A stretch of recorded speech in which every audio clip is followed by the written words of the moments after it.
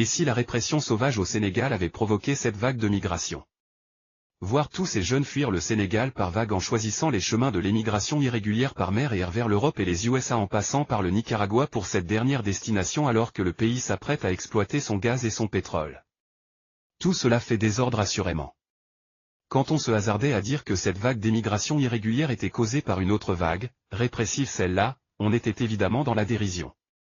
Mais voilà que la presse étrangère, la seule qui compte aux yeux de nos autorités, commence à émettre cette hypothèse en dressant un tableau peu élogieux d'un pays où les libertés sont piétinées et où, pour un oui ou un non, on peut se retrouver en prison. Cliché peu flatteur d'un pays jadis considéré comme un îlot de paix et une terre de démocratie. Selon cette bonne presse occidentale, l'une des raisons qui peuvent pousser les jeunes à quitter ce charmant pays des paradoxes pourrait être la répression politique orchestrée par le chef.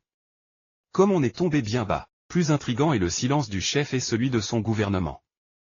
Alors que les jeunes gens et jeunes filles, mais aussi de tout petits enfants quittent chaque jour ce pays par centaines dans des pirogues de fortune, nos autorités semblent considérer ce véritable exode comme accessoire. Même le sous-ministre des Sénégalais de l'extérieur, qui était sur tous les fronts, semble à présent se désintéresser du sujet tout autant que la presse locale.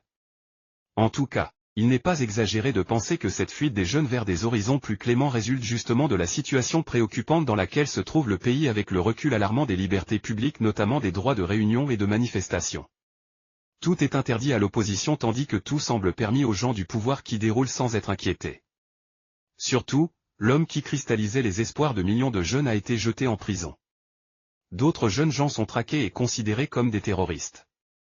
Quoi d'étonnant, dans ces conditions, que l'immigration clandestine se développe surtout que les navires chinois et européens ont fini de piller nos côtes tandis que l'agriculture ne nourrit plus son homme.